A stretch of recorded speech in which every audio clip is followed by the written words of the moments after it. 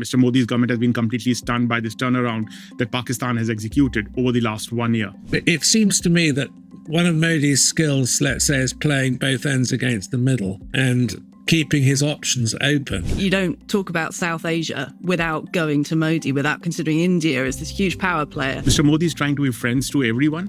And I think at the times of a major global crisis, that is the point at which you realize that you are friends with no one.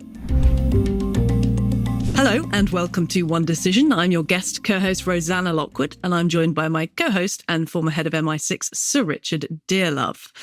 Hello, Sir Richard, coming to you with a stinking cold today. I don't know if you can hear that, from Los Angeles as ever. I can slightly hear the change in your voice, but you seem to be coping with it extremely well. And I'm not in my usual place, as people who follow the podcast will probably notice. I'm sitting in a room in my club in London, which is the notorious Garrick Club. Oh, my. Do they allow women? Yes, they do. There was a big controversy about this about 18 months to 2 years ago, and the admission of women to the club as members is now an issue of the past, I'm pleased to say. But it is still predominantly men, as it takes time to, as it were, bring people into the club, given the complicated procedures. But it's a club which is famous for its links with theatre, television, and everything to do with that profession, although I'm not part of that profession. Though maybe we should now add podcasters to that list. Yeah. I don't see why not. I only bring that up for our non-British listeners who might not have been aware of that furor a couple of years ago about women being admitted to gentlemen's only clubs, especially on the sort of Mayfair, central London area. But I have been to a couple of those clubs at the guest of various gentlemen and women over the years. Bucks Club, Garrick's. They are good fun. They're really nice spaces. They have some pretty amazing facilities there.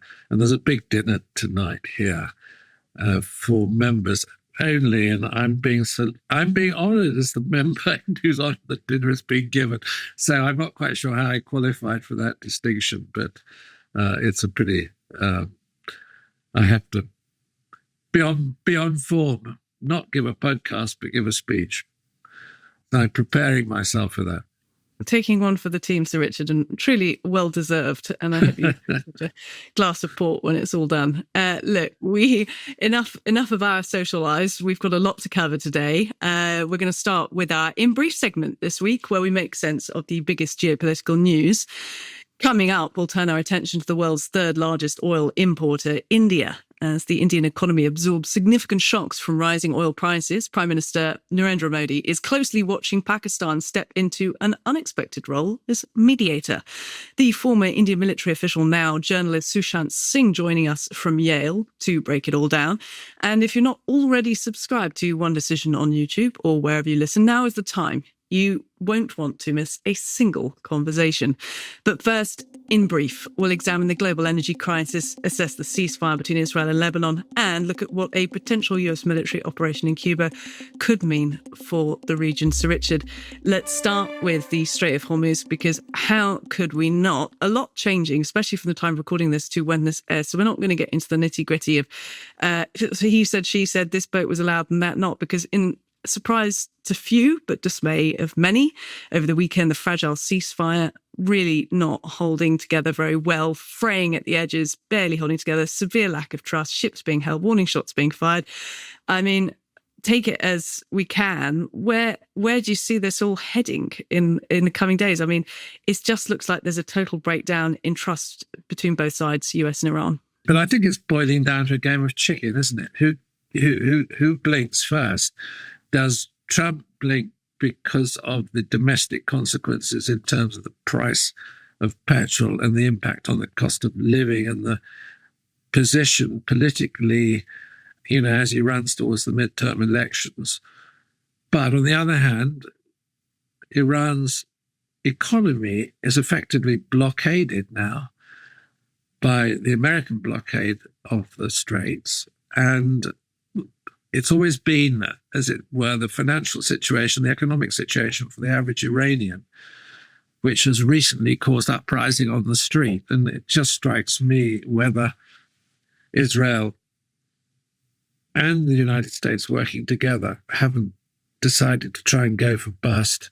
What I mean by that is an uprising on the street that would eventually, prejudice the existence of the regime in Iran. And I mean, the other interesting thing is there seems to be divisions appearing in the Iranian leadership, with the IRGC continuing to take an intransigent line, but at the same time, the foreign minister starting to say, well, the straits are open, and then they're not being open. So I think the situation is pretty confusing. I'm still of the view that the conflict has some way to run, and that the American military resources, which are now in the region, will be used in some manner. And I still think that's likely to be pressure on Iran, pressure on the economy, possibly the invasion of Karg Island, possibly the invasion of one of the big islands in the Straits of Hormuz, possibly intervention along the littoral Iranian coast, where their resources are to keep the straits closed.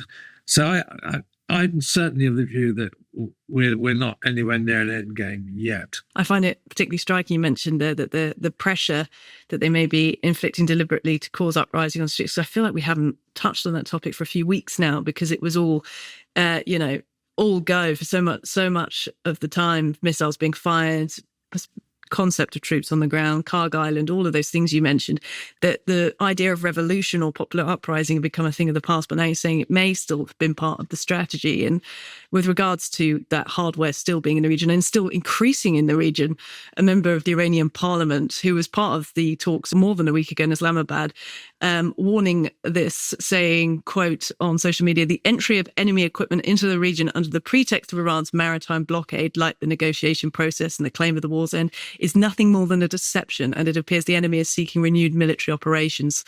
As a general statement towards the sort of lack of trust that Iran has to the US, but this idea of kind of restocking, reloading, rearmament during the ceasefire, do you think that's still a legitimate allegation? Yeah, I do. I think that the American military build-up is something we should watch closely, because ultimately that was the trigger to an intervention in Venezuela, when people thought, well, is anything going to happen? But you don't deploy those massive forces and then sit there on your hands and accept an unsatisfactory negotiation. Well, that's my reading of the situation. And Iran is still negotiating with what I would describe as bravado, as if they are in a strong position. I think actually that position now is incredibly fragile. But I may be wrong. Now we look at Israel and Lebanon, because that ceasefire separately, well, as part of the overall ceasefire at the time of this recording, seems to be somewhat holding and looking ahead to meetings between Israel and Lebanon in the US. They had meetings a week ago, and now there's going to be further meetings, historic meetings, in fact. So if we can I try not to make subjective statements, but on the positive side, we are seeing that Israel and Lebanon are going to be in the same room in the US, having discussions for the first time in a long time. On the other side of the ledger, though, what we're seeing is Israel still in southern Lebanon declaring what it's called this buffer zone to protect, for its part, northern Israel and stop those Hezbollah attacks into northern Israel, but concerns across many in other parts of the Middle East that you've also seen Israel create buffer zones in Syria and in Gaza. And there are, of course, questions about whether buffer zones are temporary or something more permanent. And for the Lebanese, of course, they want to see those buffer zones gone. Yeah, I think the crucial issue, though, is really whether the Lebanese government can regain sovereignty of its own country. And that's the concern of the Israelis, because basically what had happened was that Hezbollah has hollowed out the state of Lebanon and has become a government within a government, and a government more powerful than the state of Lebanon. But I mean, do remember the complexity of Lebanon's makeup. And the Israelis have close allies in the Maronite Christian community and the Druze community. So they do, as it were, have a presence in Lebanon through those groups, which is sympathetic to their objectives, or to an extent. And it's the sheer concentration in Beirut which, is the problem. And what surprises me actually is the extent to which Hezbollah has proved durable militarily. And obviously the Israelis have had quite a problem, not only decapitating, but sort of decommissioning the military power of Hezbollah. I think they're well down that track, but I think they're going for broke because a lot of Israelis are not returning to the northern border because of the danger still to them, even despite the military operation, which, as you say, has moved up into the southern part of Lebanon, which the Israelis, of course, occupied before in previous conflicts. But it's a complicated situation. And I think what surprised me was the speed with which Israel conceded to Trump on calling for a ceasefire with Hezbollah, which suggests to me that maybe they're closer to achieving their military objectives than we had thought. That's interesting because some have pointed out that same point and saying that the US managing to pull off this ceasefire, for example, other Iranian proxies, the Houthis, declaring this a historic victory for Hezbollah, for Lebanon over, quote, the Zionist enemy. It was the sense that is Trump finally sort of seeing the non-Israeli side to this, and is that how they've managed to get this over the line? I mean, what do you make of that? Do you make it that it was just a necessary part of securing the wider ceasefire? Yeah, I think so. And, I think these Houthi statements need to be taken with a large pinch of salt. Clearly, the axis of resistance is well practiced at claiming victory from the jaws of defeat, let's say, by making appropriate statements. Of course, the Houthis are the remaining group which hasn't been significantly deteriorated by Israeli attack, although they have been pretty heavily reduced some months back, but they're not part of the current conflict. In a way, I'm surprised that they've stayed out of it. But I think in Lebanon now, Hezbollah probably are in a perilous situation, but are they weakened sufficiently for the Lebanese now in negotiation with the Americans to get a result which puts them back in control, particularly in Beirut, where the Lebanese government virtually had no remit whatsoever. It was run by Hezbollah. Fragile, complicated domestic situation for Lebanon. And we've had the Lebanese president saying he's appointed Simon Karam, a former ambassador to the US, to lead the bilateral talks with Israel. The objective for Lebanon being the negotiation to halt hostile actions and the Israeli occupation of southern areas and deploy the army up to the internationally recognized southern borders. But one big change, which, one has to bear in mind, it happened quite some time ago, is that the major influence in Lebanon, partly exercised through Hezbollah, was Syria. And Syria almost treated Lebanon as what the French would call a chasse gardée, their own hunting ground and territory. But with the fall of the Syrian government and the change of government in Syria, that really is strategically important in looking at the future of Lebanon, because Syria had very often called the shots, not directly, but indirectly, as they've sort of puppeted the situation. But they're not doing that now. They just haven't got the capability, and they've got their own concerns about unifying the different ethnic groups in Syria. Fascinating, that knock-on effect from Syria to Lebanon. I hadn't actually considered that. We do have one more story we want to get to in brief. Let's look at the decisions which are shaping Cuba on the other side of the world. Remember the Don Road doctrine that we were talking about, felt like months ago? Well, it's back again. Cuba very much back on the menu. The New York Times reporting a State Department delegation was sent from the US to Cuba last week for secret talks, and it's the first time the US has landed a government plane in Cuba since 2016. They're proposing bringing Starlink satellite internet to the island, also urging Cuba to grow their private sector and attract foreign investment. The sort of idea here being, Sir Richard, seems to be that they're trying to avoid military action, the US and Cuba, and that they're going to try and find some ways of agreeing their way out of this. Do you think that's possible? I think it might be, because I think what one's looking at is not necessarily a change of regime, but a change of economy. And what by I mean the movement away from a, communist-controlled central economy and the development of new initiatives. I mean, the Americans allowed that Russian tanker in, which was a sort of brief palliative because of the desperate lack of energy supply. So but that only was a brief solution. I mean, it would give Cuba enough resources for 8 to 10 days, I think, and even then not petrol for private cars. We're talking about hospitals and generating power and other basics. But I mean, clearly, we did this podcast recently. I mean, Cuba is in a parlous state, and you've got, I think it is the grandson of Raul, is it? Actually negotiating with the Americans. I think I've read, real concern in the American press that obviously the American media are calling for a proper change of government and a move towards democracy, whereas I've got a feeling that Trump, Rubio might not be looking for quite such a fundamental change, i.e. some economic liberalization without big political change at this point in time, although my prediction would be that would definitely come further down the road, but maybe not for several years.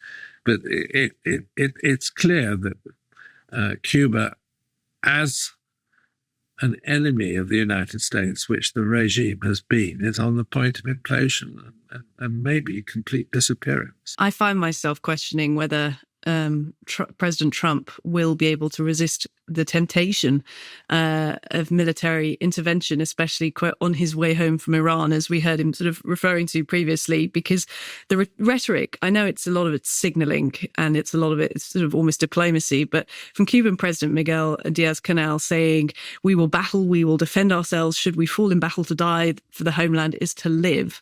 And then we've also had President Trump of the US saying he expects to have the honor of taking Cuba in some form, whether I free it, take it, I think I can do anything I want with it. Now, obviously, you've got a sort of a deteriorated condition of the Cuba's military equipment and Cuba generally economically, socially on the ground. So a lot of analysts saying it would be a very fast and overwhelming success were the US to do that. And given the quote unquote success of the Venezuela operation militarily and how much it achieved for Donald Trump's aims back then, do you think he can resist the temptation of doing that just for his sort of domestic appeal back home in the US if it were to be that? I'm not sure politically whether that would be wise, even for Trump at the moment, because he's taking another massive risk. And I think that the Cuban population, opposed as they are to the current regime, are themselves quite patriotic about their own country. So I think the economic road to change is the wiser one to take, but you never know. There's a huge Cuban diaspora which would love to see the regime militarily knocked over. And clearly at the moment, it's in a completely fragile state. It wouldn't have the capability to resist, is my view. So maybe Trump will fall for the temptation, but I'm not predicting it at the moment. I'm predicting something more Venezuelan in terms of a pathway forward, because the Venezuelan model is fascinating. And, the Venezuelan military is still there. Gradual change, but it's very slow. You do never know, though, as you say there. Look, now it is time for our interview this episode. With the Strait of Hormuz under blockade, the ripple effects are hitting India hard. India is the third largest importer of oil in the world. Prime Minister Narendra Modi is watching inflation tick higher. Meanwhile, Pakistan is the unlikely diplomatic mediator between Washington and Iran. To understand what this means for the region and the US-India relationship, we've brought in one of the sharpest analysts working on South Asian security today. Sushant Singh is a lecturer in South Asian studies at Yale, a former Indian military officer with 2 decades of service, and a journalist. He is a consulting editor with India's Caravan magazine. His latest piece in foreign policy analyzes Pakistan's peacemaking. Sushant, welcome to One Decision. Thank you so much, Rosanna. It's a pleasure and an honor to be on your show. And perhaps just as an opener, can you give our listeners a sense just how bold this play has been by Pakistan to put itself forward as a mediator for these talks? Oh, absolutely. It has been completely, this was in no one's script. If we were to look at any of these scripts, Pakistan was in economic distress, in political trouble. Its most popular political leader put behind bars, in fighting a war with Afghanistan on one border, having trouble, constant tensions with India on the other border. So a country which is gripped by security crisis, or with hit by terror attacks in two of its provinces, Balochistan and Khyber Pakhtunkhwa, has a major economic crisis on its hand. Democratic decline, suddenly becomes the country everyone is speaking to. President Trump is speaking to them, Iranians are speaking to them, Chinese are speaking to them, Saudis are speaking to them. Virtually, other than Israel, India, and UAE, everyone is speaking to them. And Vice President Vance was there, and he's likely to be there again. And there is buzz that President Trump may be there. So, Pakistan has traveled a long way in the last 1 year to become this center of the diplomatic hub, a new kind of Geneva or a new kind of Switzerland, which nobody ever expected. Sushant, I agree with you that this is a sort of bizarre development. None of us really expected it. But I'm very much in mind that negotiation is a continuation of war by other means. And, okay, in certain circumstances, that may not be a very good description. But in this particular case, it seems to me that the negotiations are almost part of the conflict. And I would suggest a little bit that Field Marshal Munir is being led up the garden path because, he's become part of this contest between the United States and Iran. I love your observations on that. So, Richard, I would completely agree with you that Field Marshal Munir could get into trouble, but I think they were struggling with irrelevance. They were struggling with finding ways to be relevant. And as you know, Sir Richard, Pakistani military leadership historically has been always a very risk-taking leadership. You can look at Ayub Khan, you can look at Yahya doing the negotiation between Nixon, Kissinger on one side and Mao and Zhao on the other side in 1971. You can look at Zia, you can look at Musharraf, Zia going into Afghanistan. You can look at Musharraf suddenly flipping and doing getting onto the US side, on the Western side after 9/11 while still supporting the Taliban in Afghanistan. So, there is this whole track record where the Pakistani military leadership suddenly takes these very bold and dynamic decisions, very risky decisions. And I completely agree with you that the risk of failure is huge and it may completely fall on his face and he may be domestically discredited as well as, internationally completely marginalized and become an enemy of everyone. The Iranians, the Saudis, the Americans, the Chinese, everyone.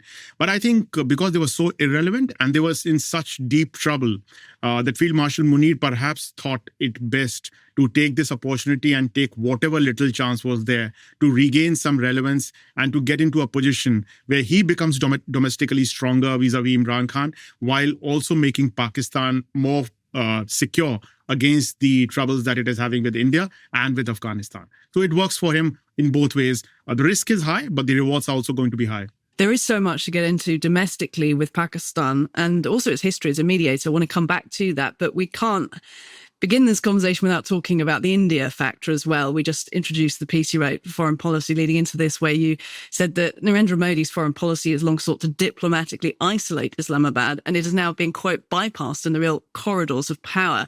Now, amidst all of that, we've seen this extraordinary diplomatic fray where India's foreign minister wrote on social media that, for its part, India, quote, cannot act as a dalal nation in global geopolitics with reference to Pakistan. Can you explain to our audience what the significance of being a dalal is and the offence it caused? Yeah, so I think in an all-party meeting which was convened in Delhi a few weeks back, a lot of opposition politicians in India asked India's foreign minister as to what's going on. In South, the Pakistanis are at the forefront of it. Where is India amidst all this? You talk about a strategic partnership with the United States. Why is India missing from all this?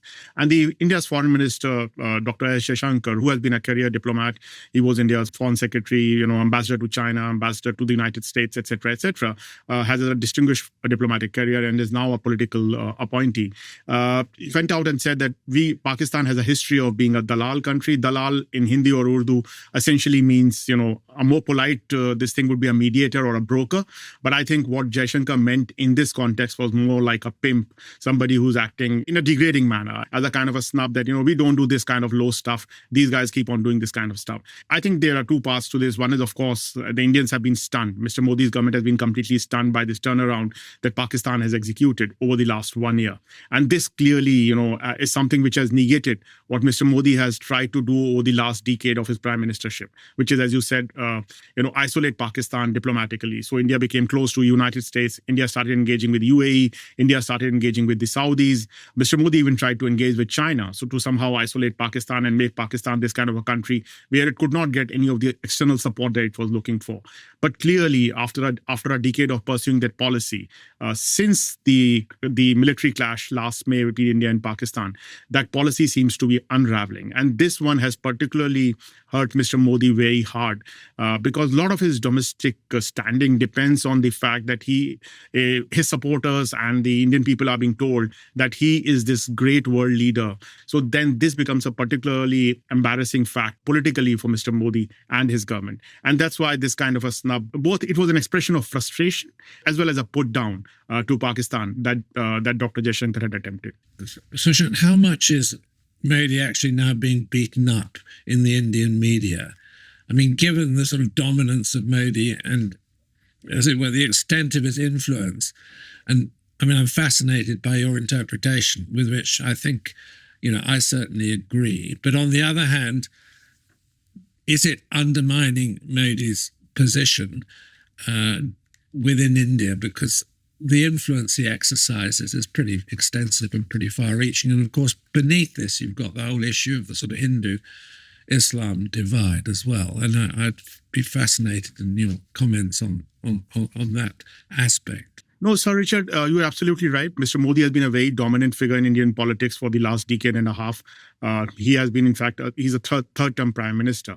But even in 2024, which were the last parliamentary elections that were fought in India, Mr. Modi's own party did not win a majority. It is not a single-party majority government. He depends on a coalition. So he had already been weakened. There were signs of fatigue. And this particular crisis, the crisis with Iran and in the Middle East, has particularly hit him in two ways. Two of his prongs. One was the fact that India's economy, that I'm going to make India this economic superpower, the next China or whatever in the world. And the second fact was that I have raised India's status in the world. Both of those prongs have been hit very badly. And so what happened is this is the first time last week that Mr. Modi's party, Mr. Modi's government lost a bill that they were trying to pilot through the parliament, to the Indian parliament, a constitutional amendment bill. They lost it badly in parliament. So there is clearly signs of political weakening. Energy prices have shot up. Cooking gas bottles are not available in India. There is all these other second order effects, because exports are not happening. So industries are laying off people. So all those crises, the economic effects of the crisis in West Asia, plus the decline in the foreign policy standing, has clearly damaged him politically. Is the damage good enough to, let's say, defeat him in the next elections or have a kind of a Gen Z uprising, what we saw in Nepal or in Bangladesh against Sheikh Hasina? No, definitely not. But his reputation, his political standing, his image has been dented. And the effect of that was visible. Indicator of it was the fact that they lost the bill in the parliament. On the Hindu-Muslim thing, Sir Richard, that's the reality of today's India. Mr. Modi's party is a Hindu nationalist party. It has a historical record of wanting to make a Hindu India, just on the lines of how Pakistan is a Muslim Pakistan. Of course, India, as you know, has as many Muslims as Pakistan has. It has 15% Muslims. It has 2.5% Christians, Sikhs, and all these other religious minorities. So it has been a huge challenge. Muslims are being marginalized politically. Mr. Modi's party does not have a single member of parliament who is a Muslim or a minister who's Muslim. So this is the first time in India's history that has happened. So politically, economically, otherwise, Muslims are being marginalized and are facing a difficult situation in India at this point in time. But because they are also a significant number, they are just not a constitutional minority in that sense. They are a political minority and they are political actors. It also brings its own challenges for Mr. Modi.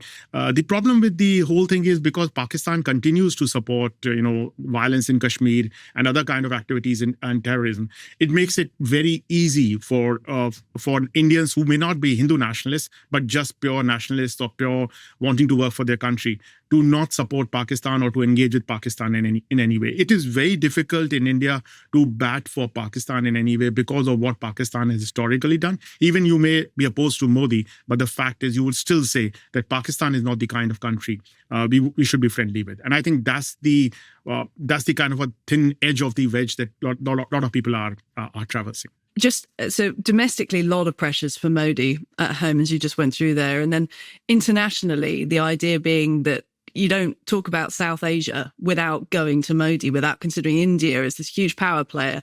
But then things are shifting around. What we're seeing happening with Pakistan now, you've got this emerging middle power bloc, Pakistan, Egypt, Turkey, Saudi Arabia, that's sort of arisen during these Iran war negotiations. You've got people asking whether the Quad is dead. That's the quadrilateral security dialogue between the US, India, Japan, and Australia, very much pushed by Modi as being the kind of that sort of Asian hemisphere, and for which India was going to take the lead. And then I wouldn't say this is anything but coincidental timing, but the World Bank reclassified Pakistan from South Asia to Middle East, North Africa, Afghanistan, and Pakistan, MENAP region. What kind of impact does that have, even if just psychologically, on Pakistan-India relations, Sushant? Because, it's very much saying Pakistan's not South Asia, it's Middle East now. So, since 1971, when India fought against Pakistan and helped create Bangladesh, the whole idea in Pakistan is that they started looking towards West Asia because of, the Islamic factor, the fact they were getting support from Saudi Arabia, the whole petrodollar thing which was coming in. And Pakistan also started pursuing a nuclear weapon at that point in time. So there's always been this fault line in Pakistan where they want to be straddled both the things, while being South Asian in a certain sense, culturally, linguistically, etc., but also seeing that West Asian identity on the religious side, on the Islamic side. And that's been something that they've been trying to straddle all throughout. The World Bank voting and the reorientation primarily comes, as you rightly said, because once you club it with South Asia, India determines what happens in South Asia, because the share of voting that India has is much more than what Pakistan can have. And in this case, once it is relocated into Middle East and North Africa, etc., Pakistan will continue to have a lot of weight because of its strategic partnerships with Saudi Arabia and, as you said, Turkey and others. So there is a practical aspect to it, but you're right, there is an ideological aspect to it, a Pakistani desire to also be seen as part of the larger West Asian Islamic network, where it is the number one military. Pakistan also has a nuclear weapon device, the only Muslim country with a nuclear weapon. So clearly it fits that kind of narrative which you see within Pakistan. So those two things are happening at the same time. And Rosanna, coming back to your question about the Quad and this new kind of grouping or new Quad that the middle powers are creating in the Middle East, the whole impetus to Quad has completely gone away after President Biden left office. President Trump has shown no interest in holding any Quad summit or coming to India or doing anything with Quad. So the primary rationale for Quad was essentially to counter Chinese influence in the Indo-Pacific, non-militarily, doing non-security stuff, but eventually having the next step available to upgrade to the security stuff. But what we see now is President Trump trying to be friendly to Xi Jinping, to try and go and visit China, have this big visit with China, trying to make all kinds of friendly entreaties to Xi Jinping. And that makes it very difficult for Quad to actually do anything. So Quad has been quite a loss for India in that sense, and which essentially means that then India has to try and be friendly with China. India can't afford to stand up to China. The premise on which India was willing to stand up to China was that there is some kind of internal balancing that they can do within, in terms of military and security and the border. But the real thing was that there would be some kind of external balancing where the United States would provide the bulk of support, but Japan and Australia would also provide some kind of support. That would allow India to stand up to China or to take on China. But if the Quad support is not there, if that external balancing is not there, then India has to, in a certain sense, find a modus vivendi with Beijing and find a way to deal with Beijing without really being confrontational or without really being adversarial in that sense. And that's something which we are seeing happen in the last few months, where Indians are trying to engage with China with more trade, with more flights, with more visits, more meetings, more friendly conversations around China. So that's been a major and big shift that has taken place since President Trump, its new administration came in Washington, D.C. Sushant, can I ask you then about Modi's relations with Russia? Obviously, with Putin, because clearly, in terms of energy supplies, Russia becomes a more important partner, particularly when the US, as it were, raises sanctions temporarily. And the other relationship that I'm fascinated by is India's relationship with Japan. It seems to me that one of Modi's skills, let's say, is playing both ends against the middle and keeping his options open. But with regard to Russia, that now seems to be a much more weighted relationship in the light of what's happening with Iran, with Pakistan. And I'd like your comments on those two aspects of India's geopolitics. No, Sir Richard, you're absolutely right. As you rightly said, India has historically had very close ties with the Soviet Union and then thereafter with Russia. So primarily, Sir Richard, if you just step back, there are three kinds of vulnerabilities that today's India has. One is that it needs the strategic benevolence of the United States to become the global power or do whatever the status that it wants on the world stage can only become if it has strategic support from the United States. It needs military and energy support, defense supplies and energy supplies from Russia. That is the second vulnerability. And it needs to have extensive trade with China, which is the third vulnerability. So these three primary vulnerabilities are there. And as you pointed out, the vulnerability with Russia is strong. As you know, around 60% of India's military equipment, defense supplies, all the military equipment that India has is of Russian origin. Some of the, whether it's the aircraft carrier, the main battle tank, the maximum number of fighter jets, and it has earlier happened that whenever India has tried to kind of break away from Russia, try to buy more stuff from the Americans or the British or the French or other European vendors, the Russians have tightened the squeeze on supplies of spare parts and ammunition, which makes it very, very difficult for India then. Because if your military is 60 to 70% dependent on Russian equipment, every squeeze on supplies makes you very vulnerable and very susceptible to all kinds of blackmail. And that is something Russians have been able to do. So that's why you'll see every time there's a visit, you'll find some random equipment being bought because that gives a lot of money to the Russians. Although Indians may not be wanting to buy it, they may be wanting to buy it from somewhere else, but there is a kind of a big money which has to go to Rosper on export and has to be done. So that is the bigger dependency. Of course, energy supplies are important, but India can always find another energy source, even if not in West Asia. It could be the Americans, it could be Venezuela, it could be Brazil, it could be anyone else. But it is on the defense supplies part, especially on modern technology, on critical equipment, particularly think of S-400. That's the only thing which India has to counter the Pakistanis or the Chinese or the BrahMos missiles, which were so effective last May against Pakistan. And that vulnerability of defense supplies makes it very difficult for India to stand up. But that having said, I think Mr. Modi has a personal relationship which goes beyond these vulnerabilities with President Putin. Primarily, the two questions which the Russian invasion of Ukraine raises are questions of territorial integrity and sovereignty. And those are the questions India faces vis-a-vis China. So it was critical for India to raise those questions because tomorrow India will have to raise the same questions against China about territorial integrity and sovereignty. As for the larger policy, Sir Richard, that you said that India is playing both sides, I think Mr. Modi is trying to be friends to everyone. And I think at the times of a major global crisis, that is somewhere that is the point at which you realize that you are friends with no one.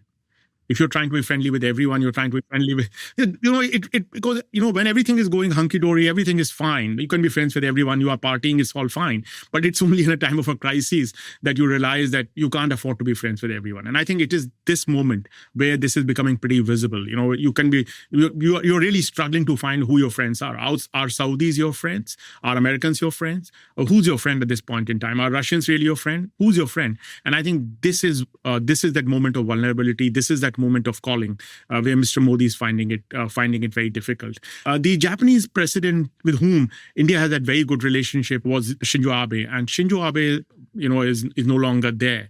And the new leadership which has come in, of course, they are friendly with India. They provide a lot of economic support to India. They provide a lot of infrastructural support, technological support. But Japan has its own limitations in terms of what it can do as a security partner or as a defense partner. So the relationship with Japan is very strong. Japan was one of the few countries which has supported India through thick and thin. But India being a nuclear weapon state, India not signing NPT also makes India's relationship with Japan very, very tricky because Japanese have very strong views on nuclear weapons and everything to do with nuclear weapons. So the relationship is strong, but strong in a limited manner in certain domains, in domains of economy, in domains of trade, in domains of providing infrastructural support, starting metro lines, starting bullet train, and so on and so forth. But not really in the security domain or in the domain of defense cooperation. As much as anything else, that close relationship that we're alleging there between Modi and Putin makes the relationship with the US and India particularly difficult, continuing with the import of Russian energy as well in India. And as you mentioned there, Trump has evaded Quad meetings, and socially at the regular population level, we're seeing things like the limits on H-1B visas in the US put lots of limits on Indian tech talent that has long had a relationship heading over to the US. With all of that in mind, a sort of general picture, where does the US and India stand at the moment in terms of that relationship? So, Rosanna, the US-India relationship seems to be at a very, very tricky point. President Trump continues to be very polite and very full of praise for Mr. Modi. Whenever a journalist asks him about Mr. Modi, he says he's my personal friend, etc., etc.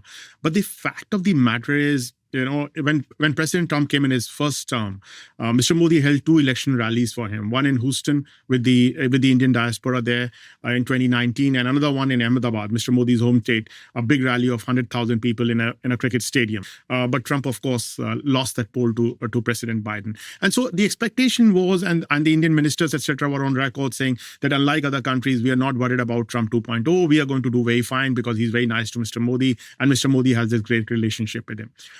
But when President Trump came, whether it was the issue of tariffs, India got the highest tariffs, which really shocked Indians at that point in time. And then when the India-Pakistan military conflict happened, President Trump came down on the side of the Pakistanis in a certain sense, because the Pakistani military leadership said that, you should get the Nobel Peace Prize, etc., etc. He embarrassed the Indians by now, as per my count, more than 100 times, claiming that he was the one who did the ceasefire between India and Pakistan. He announced the ceasefire even before the Indian government or the Pakistani government could announce it. And the Indians have always claimed that we stopped on ourselves, or we stopped shooting Pakistanis on our own. Otherwise, we would have continued to hit them. That was particularly embarrassing for Mr. Modi, because President Trump was going and publicly claiming it again and again. It reached such a point where Prime Minister Modi was avoiding meeting President Trump. He would not go to the same meetings, global meetings, APAC or others, where President Trump was present, because President Trump, in his presence, would then claim that he had done the ceasefire, and Mr. Modi would not be able to counter it, or if he countered it, it would be very tricky. So it has reached a stage where the Indo-US ties have kind of cooled down to a certain extent. That kind of personal bonhomie, that kind of support where India could get away with lots of stuff, that's no longer happening. Indians are trying to salvage the relationship and, in a certain sense, buy time, hoping that the next 3 years that President Trump is going to be there, or at least till the midterm. And after the midterm, as everyone expects here in the United States, that the Democrats will do very well. Perhaps the Congress will act as a check on President Trump, and then we can get back to some form of the relationship that existed earlier. So the relationship is at a tricky spot. But what I will also say, Rosanna, is that the whole thing that President Trump has done, not only vis-a-vis India, but vis-a-vis Pakistan, vis-a-vis Iran, has really hurt the American reputation in many countries of the global South, particularly in the population of these countries. And I think among Indians, there is a kind of a belief that you cannot trust the Americans anymore. And I'm sure this is the kind of view you hear in Europe as well. And I think that's the bigger problem, because any political leader who comes in India, whether Mr. Modi or anybody who follows him, would have to really go out of his way to convince the Indian people that America is still a trustworthy country and America is still a trustworthy partner. So the practical answers are, of course, very much there. That is the most powerful country in the world. Therefore, we need to work with it. There is no other choice. But the fact that the trust factor is gone, something which you saw at its peak under President Obama or even under President Bush earlier, that thing is gone. And I think that's something which will take a lot from whoever replaces President Trump to really rebuild again, and also in the Indian side for the Indian political leadership to really rebuild that trust and convince the Indian people that we can work as if not an equal partner, but as a friendly partner with the United States. Sushant, maybe this is a very sensitive question I'm going to ask you, but when A.Q. Khan took Pakistan nuclear, I do recall that there was indications, let's put it, of a clandestine relationship between Israel and India over the development, obviously, of an Indian nuclear capability, given that neither country are signatories of the NPT treaty, as Pakistan isn't, which would indicate a quite trusting and close relationship, probably conducted through the Research and Analysis Wing, which for our listeners is the Indian Intelligence Service. So it seems to me that India probably has quite a complex relationship with Israel, and even projected to the present time. And I would imagine there is still quite a close dialogue between the two countries. I mean, could you speculate on that? Give us your view.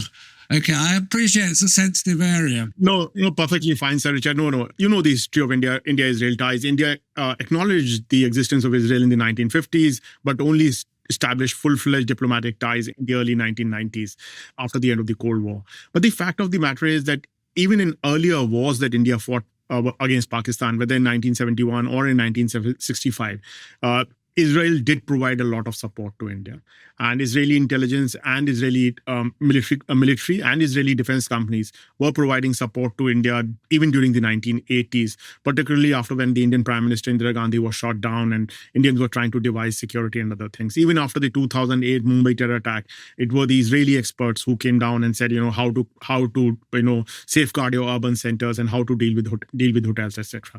In the last 15 to 20 years, India and Israel have had very, very close ties, both in terms of defense, in terms of technology, in terms of diplomatic support. And under Mr. Modi, this has really gone to the next level. So there is a kind of an ideological affiliation that the Hindu nationalists feel with the Zionists in Israel. And also Mr. Modi is personally very close to Bibi Netanyahu. When Bibi Netanyahu was in trouble recently, just before the decapitation strikes on Iran, Mr. Modi was there for 2 days before the decapitation strike, going all out in support of Bibi Netanyahu, saying stuff about Bibi Netanyahu. They are genuinely friendly and share great vibes with each other. I don't know if you remember this, Sir Richard, when he was there, when Modi was there in Israel, he actually went out and said that I will support Bibi Netanyahu and Israel in everything that Israel does in the future. So very clearly, there's a kind of a relationship that is there. Mr. Modi's favorite Indian businessman, Mr. Adani, Gautam Adani, Asia's richest man, has invested money in Haifa port, has invested money in other things. Israeli defense companies work in India. A lot of Israeli defense companies work in India. So the relationship which was under the radar, let's say 30 years back, is no longer under the radar. Israel and India are close partners in security, in intelligence, in defense, politically coordinating on other issues, and India is even willing to go out and diplomatically support Israel. So India has not criticized Israel for what it has done in Gaza or what it has done in Lebanon or even what it did in Iran. India has never condemned the decapitation strike on Iran. So Mr. Modi, India's ties with Israel at this point in time are pretty open, pretty strong. And I think within the region, India's strongest ties may be with Israel, followed by the UAE. Those are the two countries India currently has strongest ties with. And of course, the fact that the Israeli defense technology is of such a high level, and it can provide the kind of intelligence support that Indians really crave for, Indians really ask. And of course, Pakistan being the common adversary also helps in a big way. Well, to the extent that Pakistan members of government wrote, I believe on social media, that India is acting as a dalal for Benjamin Netanyahu in response to that dalal comment. Look, I'm conscious that we need to delve just more into Pakistan's role as mediator, given a lot is changing by the time this episode airs, with talks planned in Islamabad at the time we're recording this. You laid out at the beginning of this conversation a lot of the risks that Pakistan exposes itself to being a mediator in this. It's got a lot happening domestically at home, socially, economically, politically, but also conflicts along the Afghanistan border, a lot to handle. So there is a lot of risk here. shares a long land border with Iran, Pakistan, so doesn't want to see that go south or sour. But the other big risk is, as you mentioned, President Trump. And at the moment, he loves a dalal. He loves a mediator. He loves a fix. He loves somebody with access, somebody who can broker information and deals and provide the setting for these talks. But as we know from watching President Trump, he can change his mind. Things can happen. What happens if he turns his back on Pakistan? Does that create a massive exposure risk? Yes, that would be a huge risk. The whole thing, the whole edifice is dependent on the fact that that Field Marshal Munir has direct access to President Trump and can call him, and President Trump goes out of his way to call him his favorite field marshal and whatnot, And the whole thing can only happen if there's that kind of a personal relationship where he can where they can engage. If President Trump changes his views, then the whole thing collapses. Then Pakistan is back to where it was. It's still friendly with China. It's still kind of trying to have friendly ties with the Saudis, but not really in the position that it currently is in to act as this kind of a mediator where it can engage with everyone, with Iran and everyone. So far over the last 1 year, Rosanna, there's been no indication that President Trump is going to change his views about Pakistan. He hosted Field Marshal Munir last June, if I'm not wrong, at the White House with no political leader present. This has never happened. No U.S. president has ever met a military ruler who's not also a political leader without any political leader present. And since then, there've been partnerships on crypto. There've been talk about mining within Pakistan. There've been financial dealings. Some of President Trump's close business allies have visited Pakistan and attended crypto summits and so on and so forth. So somehow there seems to be a kind of an equation which seems to go beyond just the geopolitical and the geostrategic aspect of it. As of now, there are no signs of that equation weakening, because despite President Trump changing his views on Iran constantly, as you just mentioned, and we don't know what his views would be by the time this episode is aired, he still seems to be constantly and consistently backing Pakistan, much to the embarrassment of India. But you're right. If President Trump withdraws his favor towards Pakistan or stops engaging with Pakistan or turns on Pakistan, Pakistan would be left in a very tough spot. Sushant, I'm going to ask you, what is the one decision you're looking out for in the coming weeks with regards to either this conflict or the relations between India and Pakistan? So the one thing which I'm looking forward to is, can India and Pakistan start talking again? And I think and I'll tell you the reason for it. Please remember that both India and Pakistan are nuclear weapon states. And they were shooting missiles at each other. They were shooting down their fighter jets last year. And I think that's a very risky scenario. I would want India and Pakistan to engage and find some kind of guardrails, some kind of mechanism. Think of the Cuban Missile Crisis in 1962. If the United States and the Soviet Union came close to that kind of a nuclear escalation or a conflict, thereafter that they decided there have to be guardrails, there have to be mechanisms so that this is not repeated. It has not happened in the case of India and Pakistan. They are very close. It takes barely a minute or two for the missile to come to hit the other country. And so therefore, the one thing which I would want to desperately see is India and Pakistan, whether through back channels, whether through third-party mediation, some form of engagement where this risk of escalation to the nuclear level goes away. I would not want to see another military conflict where it escalates into the nuclear thing. And I hope that all that is going on globally, with Pakistan coming back into the limelight and getting all the support from President Trump, etc., somehow makes it gives some sense to the Indian side, to Mr. Modi, that it is prudent to talk to Pakistan at this point in time and find a new kind of relationship which is different from what we have witnessed in the last 10 years. That is something I would desperately want to see. Sushant Singh, it's been a fascinating conversation. Thank you. Thank you, Sushant. Very, very interesting indeed. Thank you, Sir Richard. Thank you, Rosanna. Lovely talking to you. Well, Sir Richard, we've been sort of touching on the India-Pakistan relationship for a couple of episodes now, especially Pakistan's role in sort of providing the format for the mediation and for the ceasefire. That was a really interesting conversation. What were your main takeaways? Anything you thought was new analysis? He sees Modi as being in a really disadvantageous position. I mean, I hadn't quite calculated myself just how much this has operated against India's interests and the way that Munir has taken advantage in a situation where, he described Munir as being really beleaguered politically, but having suddenly produced this rabbit out of a hat and, looked at from the perspective of the subcontinent, this is clearly a very big deal indeed, because it does, for the time being at least, change the dynamics. The one thing that somewhat concerns me is Trump leading Munir up the garden path a bit, because the first question I asked him was about negotiation being a continuation of conflict. I don't think we're anywhere out of that complexity. And the other thing I'm really pleased he explained, because you see very little reference to it, is the Indian relationship with Israel, which is really important. I mean, I had underestimated the extent to which it's now public domain. Everybody can see that closeness, but it has very deep roots and deep strategic roots, and a defense dimension, which I think is quite important too.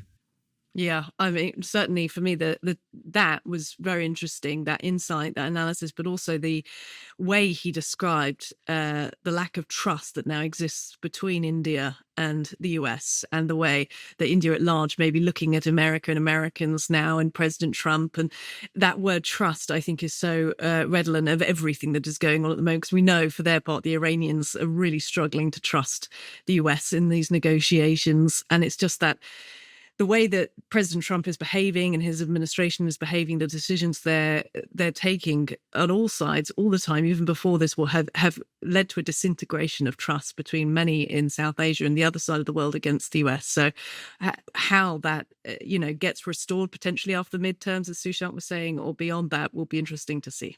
Yeah, the other thing which is ironical in a way is most of us have always considered the relationship between the world's two largest democracies as important from the point of view of, let's say, an expression of democratic confidence. But you could say you've got a somewhat authoritarian president in the United States. You've got a very authoritarian president in Modi, and both sides, to an extent, compromising their principles.